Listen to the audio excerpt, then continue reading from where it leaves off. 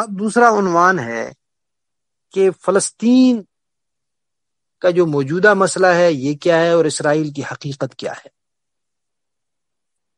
19ویں صدی کے آخر میں یہودیوں نے یہ سوچا کہ ہم تو کبھی بھی نہیں یہ لے سکتے، بیت المقدس ہم مسلمانوں سے نہیں لے سکتے، لہذا اس کے لیے عیسائیوں کو استعمال کرنا چاہیے۔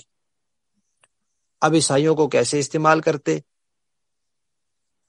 عیسائی تو ان کو اپنے نبی کا قاتل کہتے ہیں، لیکن مفاد، پیسہ، یہ چیزیں کئی لوگوں کی آنکھوں پہ پٹی ڈال دیتی ہے۔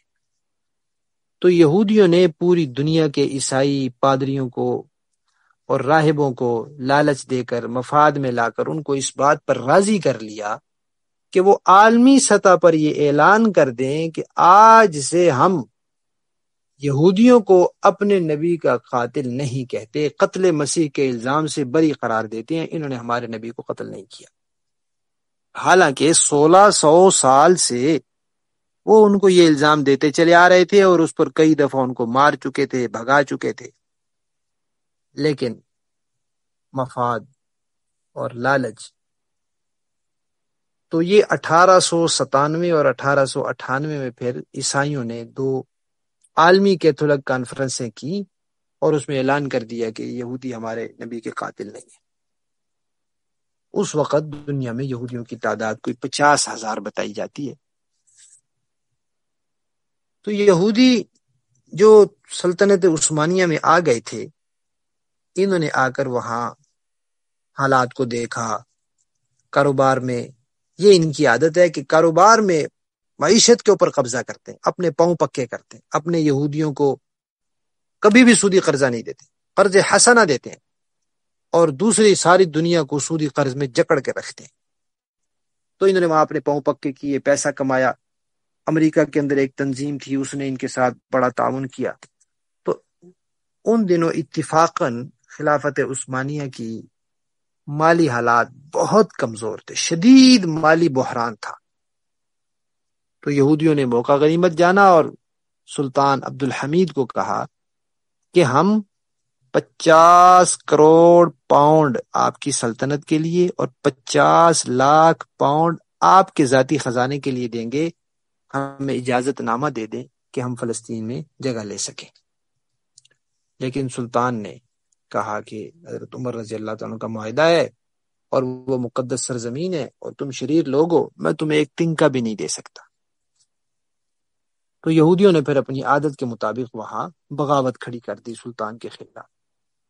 کچھ عرصے میں سلطان کی وفات ہو گئی۔ یہ تقریباً 1909 کا وقت ہے جب سلطان عبدالحمید کی وفات ہوئی۔ اس کو بھی 4-5 سال گزرے تھے کہ دنیا کے اندر بڑی جنگ چھڑ گئی، جس کو پہلی جنگ عظیم کہا جاتا ہے۔ ایک طرف روس، فرانس، برطانیہ، اٹلی، امریکہ، اور دوسری طرف جرمنی، بلغاریہ اور یہ سلطنت عثمانیہ۔ بہت بڑا علاقہ تھا سلطنت عثمانیہ کا، کوئی 3 بر اعظم اس کے تحت آتے تھے۔ یہودیوں نے اس وقت برطانیہ کے ساتھ یہ معاہدہ کیا کہ ہم بھرپور تعاون کریں گے اس جنگ میں برطانیہ کا، لیکن اس شرط پر کہ بعد میں فلسطین ہمیں دیا جائے اور وہاں ہمیں بسانے میں ہمارے ساتھ پورا تعاون کیا جائے۔ ان کی یہ شرط مان لی گئی اور انہوں نے اس جنگ میں برطانیہ کے ساتھ تعاون کیا، اور جرمنی اور سلطنت عثمانیہ وغیرہ کو شکست ہو گئی اور روس، فرانس، برطانیہ وغیرہ غالب آ گئی۔ اس کے بعد 1918 میں وہ جنگ ختم ہوئی اور 1919 میں اس کا کوئی معاہدہ ہوا۔ 4 سال وہ چلتی رہی۔ برطانیہ نے یہ دیکھا کہ یہ جو سلطنت عثمانیہ والے ہیں یہ اس میں ہمارے خلاف تھے اور انہوں نے ہمارے ساتھ بڑی لڑائی لڑی، تو انہوں نے عربوں کو ابھارا کہ وہ بغاوت کر دیں اور سلطنت عثمانیہ کے تحت سے نکل جائیں اور اپنی اپنی حکومتیں بنا لیں۔ جیسے ان کا طریقہ ہے کہ لڑاؤ اور حکومت کرو، چھوٹے چھوٹے ٹکڑے دے دو سب کو۔ تو اس طرح جرمنی اور برطانیہ اور فرانس، جرمنی نہیں، برطانیہ اور فرانس نے آپس میں خفیہ معاہدہ کر کے یہ عرب علاقوں کی تقسیم کر دی۔ اور 1920 میں برطانیہ نے اعلان کر دیا کہ ہم فلسطین میں یہودی حکومت کے قیام کو اچھا سمجھتے ہیں اور ہم اس کے لیے ان کو ہر قسم کی سہولتیں مہیا کریں گے۔ اس اعلان کے بعد دنیا میں جہاں کہیں یہودی تھے وہ تیزی سے سلطنت عثمانیہ کی طرف آنے شروع ہو گئے۔ 2 سال اور گزرے، 1922 میں خلافت عثمانیہ کا خاتمہ کر دیا، کیونکہ کافر یہ سمجھتے تھے کہ جب تک مسلمانوں میں خلافت کا عنوان باقی ہے تب تک ہم کبھی ان پر غلبہ نہیں پا سکتے، اس لیے کہ خلیفہ اگر اعلان کر دے گا تو پوری دنیا کے مسلمان اٹھ کھڑے۔ تو انہوں نے اس خلافت کو، اگرچہ وہ خلافت بھی بہت کمزور تھی لیکن اس کو بھی نہیں باقی رہنے دیا۔ اب وہ خلافت ختم ہو گئی، علاقے بکھر گئے، تو برطانیہ نے ان پر قبضہ کر لیا۔ امریکہ میں یہودیوں کی تنظیم تھی، اس نے اس وقت کروڑوں ڈالر مہیا کیے اور یہودیوں نے فلسطین میں زمینیں خریدنے کی کوشش کی، اور اتنی قیمت لگائی ان کی، 100 روپے کی زمین 10,000، 5,000، 2,000۔ لوگ کچھ لالچ والے بھی ہوتے ہیں، تو اس وقت عالم اسلام کے بڑے سرکردہ علماء نے فتوے دیے کہ یہودیوں کو یہ زمین بیچنا حرام ہے، اور بعض علماء نے تو یہاں تک کہا کہ یہ مسجد اقصی اور بیت المقدس کے تقدس کو پیسوں کی خاطر داؤ پہ لگانا، یہ ایمان کے لیے خطرہ ہے، ان کا ایمان نہ چلا جائے۔ لیکن یہودیوں نے دوسرا کام یہ کیا کہ جب کچھ تعداد ان کی وہاں ہو گئی تو وہاں اپنی مسلح تنظیمیں بنا لی۔ اب جو ان کو نہیں بیچتا تھا اس کو قتل کر کے زمین پہ قبضہ کر لیتے تھے۔ تو اس طرح انہوں نے کچھ پیسے دے کر، کچھ قتل کر کے، کچھ نسل کشی کر کے، اور کچھ کو اتنے ظلم و ستم کر کے مجبور کیا کہ وہ وہاں سے ہجرت کر کے علاقے خالی کرے۔ یہ سب کچھ برطانیہ کے زیر اثر ہو رہا تھا۔ چند سال میں لاکھوں یہودی وہاں پہنچ گئے، اور ان کے پاس جدید اسلحہ، ان کے پاس جنگی جہاز، ان کے پاس یورپ کا اسلحہ دیا ہوا، اور مسلمان نہتے۔ تو اعلان انہوں نے نہیں کیا دنیا میں کہ ہم مسلمانوں سے جنگ کر رہے ہیں، لیکن ان کو قتل عام شروع کر دیا۔ تو اس زمانے میں کیونکہ سلطنت عثمانیہ ختم ہو گئی تھی، تو پھر یہ سعودی عرب وجود میں آیا، سلطان عبدالعزیز نے یہاں اپنی حکومت کا اعلان کیا، تو عربوں نے کافی احتجاج کیا کہ یہ اسرائیل اور برطانیہ، اسرائیل تو اس وقت نہیں تھا، یہودی اور برطانیہ یہ مل کر مسلمانوں کی نسل کشی کر رہے ہیں۔ لیکن کیونکہ وہ چھوٹے چھوٹے ٹکڑوں میں بٹے ہوئے اپنی حکومتیں سنبھالنے میں لگے ہوئے تھے تو ان کا احتجاج مؤثر نہیں ہوا۔ اس طرح اس صورتحال کو کئی سال گزر گئے۔ 1922 میں یہ خلافت عثمانیہ ختم ہوئی تھی، 15 سال گزر گئے۔ 1937 میں برطانیہ نے ایک کمیشن قائم کیا اور کہا کہ یہ فیصلہ کرے گا کہ فلسطین کا کیا ہونا ہے۔ اس نے کہا یہ فلسطین کے 3 حصے کر دو، جو حصہ ساحل کے ساتھ ہے وہ سارا یہودی ریاست بنا دی جائے، اس وقت کی جو ریلوے لائن وہاں بچھی ہوئی تھی اس کے ساتھ جو علاقہ ہے یہ برطانیہ کے پاس ہو، اور باقی جتنا فلسطین ہے وہ مسلمانوں کو دے دیا جائے۔ عربوں نے اس کو مسترد کر دیا۔ اب فلسطینیوں نے جو جنگ مسلط کی ہوئی تھی، ان کو جب یہ پتہ چلا کہ عرب ممالک اس میں مسلمانوں کے ساتھ ہیں تو ایسا نہ ہو وہ کود پڑے، انہوں نے اس جنگ کو اور تیز کر دیا اور مسلمانوں کو اور تیزی سے مارنا شروع کر دیا، اور وہاں کے ریڈیو پہ قبضہ کر لیتے اور وہاں سے اعلان کرتے، اور مسلمان بن کر اعلان کرتے کہ ہم اعلان کر رہے ہیں کہ مسلمان جو ہے وہ یہ علاقہ جنگ زدہ چھوڑ کے چلے جائیں۔ تو جس طریقے سے ان سے ہو سکا وہاں سے مسلمانوں کو مارا، نکالا، بھگایا۔ اس کے بعد جنگ عظیم دوم کا وقت آ گیا۔ یہ 1937 کی بات تھی۔ 1939 سے 1945 تک وہ دوسری جنگ عظیم ہوئی جس میں کوئی 60 کے قریب ملک شریک ہوئے۔ اس میں برطانیہ کا بہت پیسہ لگا، اور برطانیہ اس جنگ سے فارغ ہونے کے بعد اس قابل نہیں رہا کہ وہ جہاں جہاں اس نے اپنی ٹانگیں اڑائی ہوئی ہیں سب جگہ پر اپنا پیسہ خرچ کر سکے۔ یا ہندوستان میں بھی آیا ہوا تھا، ادھر سلطنت عثمانیہ کی جگہ بھی اس نے قابو کی ہوئی تھی، تو اس نے اپنے پاؤں سمیٹنے شروع کیے۔ تو اسی دور میں وہ یہاں سے گیا تو تب یہ تقسیم ہند کا مرحلہ آیا، پاکستان بنا۔ اس وقت اس نے وہ جگہ بھی چھوڑی، اور 1947 میں اس نے ساز باز کر کے وہ مسئلہ اقوام متحدہ کے حوالے کر دیا کہ ہم نے تو اعلان کیا تھا کہ ہم اس کے حامی ہیں یہودی ریاست کے، لیکن عرب ممالک احتجاج کر رہے ہیں تو ہم یہ معاملہ اقوام متحدہ کے حوالے کرتے ہیں۔ حالانکہ اقوام متحدہ نے فلسطین کا مسئلہ برطانیہ کے حوالے کیا تھا پہلے۔ تو اقوام متحدہ نے اس ساز باز کے مطابق وہی فیصلہ کیا جو پہلے سے برطانوی کمیشن کر چکا تھا کہ اس کے 3 حصے ہونے چاہیے، ایک یہودی ریاست بنا دی جائے، ایک برطانیہ کو دے دی جائے، ایک فلسطینی مسلمانوں کو دے دیا جائے۔ تو یک طرفہ فیصلہ سنا دیا، عربوں سے پوچھا ہی نہیں، رائے ہی نہیں لی ان کی۔ اب جب یہ اقوام متحدہ کی طرف سے اعلان ہو گیا تو اب تو یہودیوں کے حملے اور تیز ہو گئے۔ اس دوران امریکی صدر تھا ٹرو مین۔ اس وقت تیل کے نئے نئے کنویں سعودیہ میں برآمد ہوئے تھے، اور سعودیہ کا امریکہ کے ساتھ تیل نکالنے کا معاہدہ ہوا تھا۔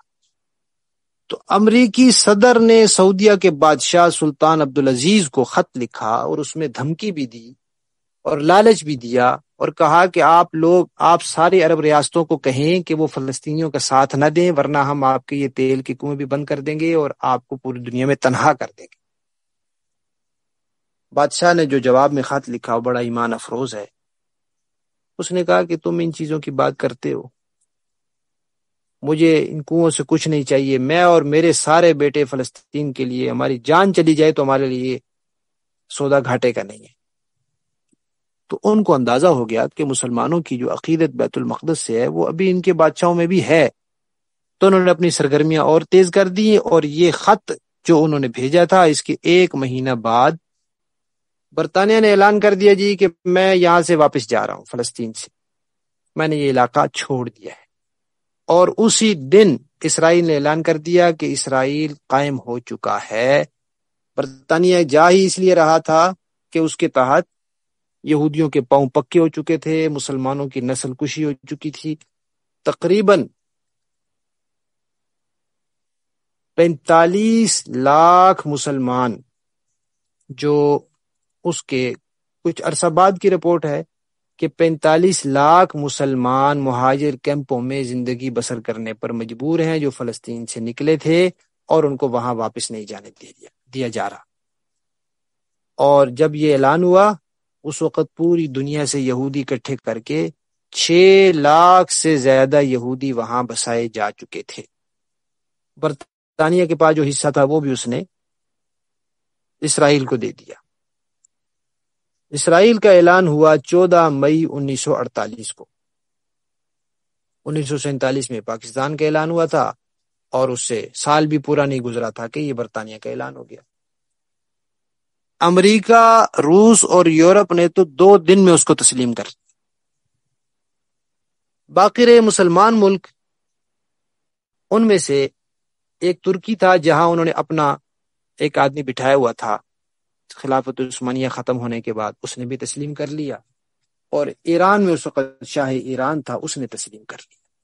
باقی عرب ممالک میں سے کسی نے تسلیم نہیں کیا، نہ پاکستان نے تسلیم کیا، بلکہ پاکستان کے جو بانی تھے محمد علی جناح، انہوں نے تو اعلان کیا کہ یہ اسرائیل امت مسلمہ کے سینے میں گھونپا ہوا خنجر ہے، پاکستان اس کو کبھی تسلیم نہیں کرے گا۔ برطانیہ نے جب وہاں سے اعلان کیا کہ میں جا رہا ہوں، تو اردن نے آگے بڑھ کر بیت المقدس پر قبضہ کر لیا۔ تو بیت المقدس اردن کے قبضے میں رہا، فلسطین کا بہت سا حصہ اسرائیل کے قبضے میں رہا، کچھ حصہ فلسطینی مسلمانوں کے پاس رہا۔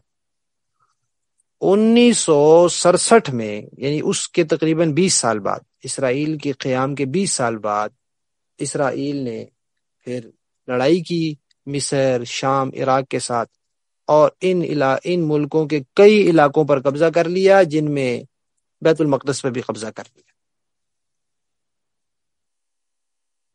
جب اقوام متحدہ نے اسرائیل کا قیام منظور کیا تھا، اس وقت اس کا رقبہ تھا 5300 مربع میل، اور اس کا قبضہ بڑھتے بڑھتے پہنچ گیا 33,000 مربع میل پر، گویا کہ 27-28 ہزار مربع میل اضافی قبضہ کر لیا اس نے۔ اور ابھی اس کی اس پر بریک نہیں ہے۔ اسرائیل کا جو منصوبہ ہے عظیم تر اسرائیل، اس میں وہ جو نقشہ انہوں نے بنایا اور اس نقشے کو وہ باقاعدہ شائع کرتے ہیں، اس میں مصر شامل ہے، شام شامل ہے، عراق شامل ہے، سعودی عرب، حتیٰ کہ مدینہ منورہ اور خیبر تک سارے علاقے اسرائیل کا حصہ دکھاتے ہیں وہ کہ یہ اسرائیل ہے پورا۔ بہرحال اسرائیل بن گیا۔ اب اسرائیل کے خلاف پھر مختلف تنظیمیں وجود میں آئی۔ پہلے 1957 میں فتح نامی تنظیم وجود میں آئی، پھر 1964 میں تنظیم آزادی فلسطین وجود میں آئی، پھر وہی یہودیوں نے، یورپ نے مل کر ان تنظیموں کے لوگوں کو کچھ کو دبا کر، کچھ کو ڈرا کر، کچھ کو آپس میں لڑا کر کمزور کر دیا۔ 1967 میں ایک اور لڑائی ہوئی، یعنی 1967 میں ایک لڑائی ہوئی تھی، 1974 میں پھر ایک اور لڑائی ہوئی۔ اس لڑائی میں مصر نے اپنے کچھ علاقے اسرائیل سے واپس لے لیے، لیکن بیت المقدس جو ہے وہ انہی کے قبضے میں رہا، اور صحرائے سینا بھی ان کے قبضے میں رہا۔ اس لڑائی میں 1967 کی لڑائی میں تقریباً 3.5 لاکھ فلسطینی شہید ہوئے۔ آپ اس سے اندازہ لگائیں کہ 1967 میں بیت المقدس پہ اسرائیل کا قبضہ ہوا تھا اور اب 2023 ہے، تو یہ کل تقریباً 57 سال کا عرصہ ہوتا ہے۔ 57 سال سے ہمارا قبلہ اول یہودیوں کے پنجے میں ہے۔ اس کے بعد معاملہ تھا اسرائیل کو تسلیم کرنے کا، تو جو عرب ممالک تھے 1974 تک تو کسی نے تسلیم نہیں کیا، لیکن 1975 میں امریکہ نے مصر کے صدر کو ڈرا کر، دھمکا کر، لالچ دے کر مجبور کیا، اس نے اسرائیل کو تسلیم کر لیا۔ اس کے بعد پھر اردن نے اسرائیل سے صلح کر لی، تو یوں کرتے کرتے پھر بہت سے ممالک نے اسرائیل کو تسلیم کر لیا۔ اس وقت اسرائیل کے بارے میں دنیا کے اندر 3 موقف ہیں۔ ایک موقف ہے اسرائیل، امریکہ وغیرہ کا، وہ کہتے ہیں کہ جتنے حصوں پر اسرائیل کا قبضہ ہے بشمول بیت المقدس، وہ سب اسرائیل کا حصہ ہے۔ جو وہاں سے فلسطینی در بدر ہیں مہاجر کیمپوں میں، وہ جائیں کہیں اور، ادھر واپس آنے کی کوئی جگہ نہیں، اور یہ بیت المقدس اسرائیل کا دارالحکومت ہوگا۔ دوسرا موقف ہے مصر کا، اردن کا، ترکی کا، ان ملکوں کا جنہوں نے اسرائیل کو تسلیم کیا ہوا ہے۔ وہ کہتے ہیں کہ اسرائیل رہے، اپنی ان حدود میں رہے جو حدود اقوام متحدہ کے تحت اس کو ملی تھی، اور 1967 سے پہلے تک جہاں تک یہ تھا، یہ اپنی ان حدود پر واپس جائے، اس میں بیت المقدس کو آزاد کرے۔ باقی رہا پاکستان اور سعودیہ، ان کا اب تک موقف یہ ہے کہ اسرائیل سرے سے ایک ناجائز ریاست ہے، اس کا وجود ہی غلط ہے، اس کو فلسطین سے ختم ہو جانا چاہیے۔ اس مسئلے کا حل 1948 کی پوزیشن پر نہیں بلکہ 1917 کی پوزیشن پر کیا جائے، جب یہاں خلافت عثمانیہ تھی اور کسی ایک یہودی کو بھی وہاں جگہ لینے کی اجازت نہیں تھی، صرف اور صرف فلسطینی مسلمان تھے۔ یہ پاکستان کا اور سعودی عرب کا موقف ہے۔ اب اسرائیل نے بڑا زور لگایا ہے اور کوشش کی ہے کہ کسی طریقے سے سعودی عرب بھی تسلیم کر لے۔ اللہ تعالیٰ ان کے لیے آسانیاں فرمائے اور مسلمان حکمرانوں کو سمجھ اور غیرت اور جرت، ہمت عطا فرمائے کہ وہ اسرائیل کے اس ناجائز وجود کے مقابلے میں فلسطینی مسلمانوں کی حمایت کریں اور ان کی مدد کریں۔ فلسطین کے اندر جو تنظیمیں بنتی رہیں، پہلے بنی فتح نامی تنظیم، پھر آزادی فلسطین نامی، پھر وہ دونوں اکٹھی ہو گئیں۔ پھر 1987 میں شیخ احمد یاسین نے حماس بنائی، کیونکہ وہ ان سے مطمئن نہیں تھے کہ یہ لوگ بظاہر تو فلسطین کی آزادی کا نعرہ لگاتے ہیں، لوگوں سے ملتے ہیں، ملاقاتیں کرتے ہیں، لیکن عملاً جو ان کا کردار ہے وہ اس جان والا، جاندار نہیں ہے کہ جس سے فلسطینیوں کو تسلی ہو سکے کہ یہ واقعی ہماری آزادی کی جنگ ہے۔ تو پھر انہوں نے حماس نامی تنظیم بنا لی، یہ بنی 1987 میں۔ اسرائیل نے پھر وہی حرکت کی کہ حماس اور فتح فتح نامی تنظیم اور جو پہلے تنظیمیں تھیں ان کے درمیان اختلافات پیدا کرنے کی کوشش کی، اور 2004 میں حماس کے جو بانی تھے شیخ احمد یاسین، ان کو بمباری کر کے شہید کر دیا۔ اس کے 3 سال بعد 2007 میں حماس نے محنت کر کے لوگوں کو اندر اعتماد بحال کر کے انتخابات میں کامیابی حاصل کر۔ اب حماس کیونکہ واقعتاً اسرائیل کی دشمن ہے، اور نہ ان کے وہ دباؤ میں آئے نہ ان کے لالچ میں آئے، اور ان کے آخر اسرائیل کو ایک طویل عرصے بعد یعنی 1987 سے لے کر 2004 تک، یہ لمبا عرصہ ہے، اس عرصے میں وہ حماس کے رہنماؤں کو اپنے جال میں نہیں لا سکے، تو انہوں نے بالآخر ان کو شہید کیا، اور پھر اگلے رہنما کو نہیں لا سکے تو پھر انہوں نے غزہ کا محاصرہ کر لیا۔ 2007 سے لے کر اب تک اسرائیل نے غزہ کا محاصرہ کیا ہوا ہے، اور کہا جاتا ہے کہ غزہ اس وقت دنیا کی سب سے بڑی جیل ہے۔ 16 سال سے غزہ ان کے محاصرے میں ہے، جب چاہتے ہیں ان کا پانی بند کر دیتے ہیں، جب چاہتے ہیں ان کی بجلی بند کر دیتے ہیں، جب چاہتے ہیں دوائیں اور خوراک تک بند کر دیتے ہیں، کیونکہ غزہ پٹی کہا جاتا ہے کیونکہ وہ بالکل لمبائی میں ہے۔ ایک جانب سمندر ہے، اس پورے سمندر پر اسرائیل کا قبضہ ہے اور وہاں اس کے جہاز دناتے ہیں، ایک طرف اسرائیل خود ہے اور تیسری طرف مصر ہے، اور مصر پر وہ اتنا دباؤ ڈالتا ہے اسرائیل کے پھر وہ صرف 12 کلومیٹر کی سرحد اسرائیل کے ساتھ ملتی ہے، غزہ کے ساتھ ملتی ہے مصر کی، اور اس کے اوپر بھی اسرائیل بمباری کرتا ہے تاکہ وہاں سے بھی کوئی چیز نہ آئے جائے۔ آپ اسرائیل کی درندگی کا اندازہ لگائیں کہ 2003 میں ایک عیسائی خاتون نے فلسطینیوں کی حمایت میں مظاہرہ کیا تو اسرائیلی ٹینکوں نے اس کو روک دیا۔ فلسطینی 30 مارچ کو ارض مقدس کی حفاظت کا دن مناتے ہیں، اس کو کہتے ہیں یوم الارض۔ اس دن پرامن مظاہرہ ہوتا ہے، ان کے اپنے شہر میں ہوتا ہے، صرف وہ اکٹھے ہوتے ہیں، نعرے لگاتے ہیں، اس پر بھی اسرائیل بمباری کرتا ہے۔ 2018 میں یوم الارض کے پرامن جلوس پر اسرائیل نے بمباری کی تھی، جس میں کتنے لوگ شہید ہوئے اور کتنے زخمی ہوئے۔ اور ظلم کی انتہا دیکھیں کہ اسرائیل نے 85% پانی اپنے قبضے میں کر رکھا ہے اور صرف 15% فلسطینیوں کے لیے چھوڑ رکھا ہے۔ 2018 کی ایک رپورٹ میں ہے کہ گزشتہ چند سالوں سے اسرائیل اوسطاً 285 فلسطینیوں کو سالانہ شہید کر رہا ہے، یعنی سال بھر میں 250-300 فلسطینی تو وہ خام خواہی شہید کر ہی دیتا ہے۔ اور 45 لاکھ 25 نہیں 45 لاکھ سے زیادہ فلسطینی، یعنی یہ سن 2018 کی رپورٹ ہے کہ 45 لاکھ سے زیادہ فلسطینی مہاجر کیمپوں میں زندگی بسر کر۔ اور اکتوبر 2001 سے لے کر جنوری 2005 تک، یہ 4 سال بنتے ہیں، اس میں اس نے 650 سے زیادہ فلسطینیوں کے گھر گرا دیے، منہدم کر دیے سزا دینے کے لیے۔ اور اتنا جبر کہ 2000 سے لے کر 2006 تک کے واقعات جو ریکارڈ میں آئے، 68 خواتین کو ایسے وقت میں چیک پوسٹوں پر روکا گیا جب ولادت کا وقت قریب تھا، اور 68 خواتین نے چیک پوسٹوں پر بچے جنم دیے، جن میں سے 4 خواتین شہید بھی ہو گئی۔ یہ اس کا ظلم ہے، مسلمانوں کے ساتھ یہ اس کا سلوک ہے، اور جگہ بھی ان کی قبضہ وہاں کیا، اور اس کے بعد ان کے اوپر ظلم و ستم کی یہ پہاڑ توڑ رکھے۔ اس کے باوجود کچھ لوگ یہ کہتے ہیں کہ بیت المقدس جو ہے وہ یہودیوں کا قبلہ ہے، ان کو دے دینا چاہیے۔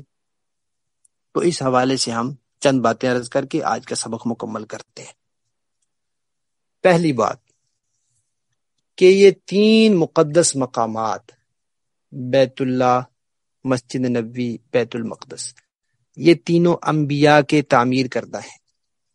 اس کے انتظام کا حق صرف اسی کو ہے جو سب انبیاء کو مانے۔ ہر ایک نبی کے ماننے والے نے اس کی دی ہوئی شریعت پر عمل کرنا ہوتا ہے، لیکن سارے انبیاء پر ایمان لانا تو سب کے لیے فرض ہے۔ ہم شریعت محمدیہ پر عمل کرتے ہیں لیکن سب نبیوں پر ایمان لاتے ہیں کہ جس کو اللہ نے نبی بنایا سب پر ایمان ہے، موسیٰ علیہ السلام پر، عیسیٰ علیہ السلام پر، سب پر۔ تو یہ مقدس مقامات انبیاء کے تعمیر کردہ ہیں، لہذا جو ابراہیم علیہ السلام، یعقوب علیہ السلام، موسیٰ علیہ السلام، سلیمان علیہ السلام، حضرت عیسیٰ علیہ السلام اور نبی پاک سب پر ایمان لائے تو وہ اس کا حقدار ہوتا ہے، اس کے علاوہ کسی کا حق نہیں۔ دوسری دلیل، ملک شام سرزمین انبیاء ہے، انبیاء کی سرزمین ہے، اور یہودی انبیاء کے قاتل ہیں، اور آپ کو مسئلہ معلوم ہوگا کہ قاتل مقتول کا وارث نہیں ہو سکتا، لہذا یہودیوں کو یہاں وراثت کا کوئی حق نہیں۔ تیسری دلیل کہ مسجد اقصی بنانے والے خالص موحدین تھے، مومن تھے، اللہ کو ماننے والے تھے، یہودی تو کافر ہے، کافر مسلمان کی جگہ کا حقدار نہیں ہو سکتا۔ چوتھی دلیل بھی اسی کے ساتھ ہے کہ مسجد اقصی مسجد ہے، اور مسجد کا شرعی حکم کیا ہے؟ وہ وقف ہوتی ہے، وہ کسی انسان کی ملکیت میں نہیں ہوتی، ہاں انتظام ہو سکتا ہے، اور کسی مسجد کا منتظم کافر نہیں ہو سکتا۔ پانچویں دلیل کیا ہے؟ کہ یہ جو مقدس مقامات ہیں، بیت اللہ ہے، یہ مسجد اقصی ہے، مسجد نبوی ہے، یہ عبادت کے لیے، اللہ کی عبادت کے لیے اللہ نے ان کو مقدس قرار دیا ہے۔ تو اللہ تبارک و تعالی نے جس زمانے میں جس دین کو، جس عبادت کو کرنے کا کہا، جو اس کو مانتا ہے بس اس کا حق بھی ہے، جس کا مذہب ختم اس کا حق بھی ختم۔ نبی پاک صلی اللہ علیہ وسلم کے آنے کے بعد قیامت تک اب یہودیوں کا، عیسائیوں کو، دونوں کا حق ختم، اس لیے کہ ان کا مذہب ختم ہو گیا، ان کے مذہب کا وقت ختم ہو گیا، ان کی کتابوں کا وقت ختم ہو گیا، ان کی شریعت کا وقت ختم ہو گیا۔ یہی وجہ ہے کہ عیسیٰ علیہ السلام جب تشریف لائیں گے تو وہ شریعت عیسوی پر نہیں، شریعت محمدی کے مطابق چلیں گے۔ اور ایک دلیل یہ بھی ہے کہ یہ فلسطین کی زمین اللہ تعالیٰ نے مسلمانوں کو وراثتاً عطا فرمائی ہے۔ کل کے سبق میں انشاءاللہ ہم قرآن پاک کی آیات پیش کریں گے، اور یہ بات بھی ہم ابھی پہلے گزر چکی ہے کہ حضرت عمر رضی اللہ تعالیٰ کے زمانے میں عیسائی راہبوں اور پادریوں نے اس بات کا اقرار کیا تھا کہ ہماری کتابوں میں لکھا ہوا ہے کہ آخری نبی آئیں گے، ان کے دوسرے خلیفہ ہوں گے، اتنے ان کے کپڑوں میں پیوند ہوں گے، اس طرح آ رہے ہوں گے، اور یہ ان کا حق ہے۔ تو جب علامات انہوں نے دیکھ لی اور حق تسلیم کر لیا تو ان کی عیسائیوں کی اپنی کتاب اور ان کی اپنی تعلیمات بتا رہی ہیں کہ اب قیامت تک مسلمانوں کا حق ہے، اور یہودیوں کا حق ختم ہونے کی تو دلیل ان کی اپنی کتاب تورات ہے، جس میں جا بجا لکھا ہوا ہے کہ اگر یہ عہد کی مخالفت کریں گے تو پھر یہ زمین کے حقدار نہیں رہے۔ اور یہ ایک دلیل بھی دی گئی ہے کہ مسلمانوں کے امام مہدی جب تشریف لائیں گے تو ان کا مرکز بھی فلسطین ہوگا۔ حدیث شریف میں فلسطین کی طرف ہجرت کی پیشین گوئی بھی کی گئی ہے، ترغیب بھی دی گئی ہے، اور اسے ہجرت مدینہ کی طرح قرار دیا گیا ہے۔ اور حضرت عیسیٰ علیہ السلام جب نبی پاک صلی اللہ علیہ وسلم کے دین کا، شریعت کا جھنڈا بلند کریں گے اور اس کے لیے دجال کو قتل کریں گے تو وہ بھی فلسطین ہی کی جگہ ہوگی۔ اگر فلسطین پر یہودیوں کا کوئی حق ہوتا تو پھر یہ ساری باتیں نہ ہوتی۔ لہذا مسلمانوں کا جو دعویٰ ہے کہ نبی پاک صلی اللہ علیہ وسلم کی آمد کے بعد اللہ تبارک و تعالی نے یہ جگہ کا حق مسلمانوں کو دے دیا ہے، یہ شرعاً بھی عقلاً بھی ہر طریقے سے درست ہے۔ اور اس کے مقابلے میں جو لوگ یہ کہتے ہیں کہ وہ ان کا قبلہ ہے، وہ ان کا قبلہ تھا لیکن انہوں نے اس قبلے کی قدر نہیں کی، انہوں نے اپنے انبیاء کی قدر نہیں کی، انہوں نے اپنی کتاب کی حیا نہیں کی، کتاب میں تبدیلی کر دی، دین کو بدل دیا۔ جو نبیوں کو شہید کر دے اس کے لیے پھر اور کیا باقی رہ جاتا۔ اللہ تبارک و تعالی ہم سب کو صحیح عقیدے اور صحیح دین پر قائم رکھیں۔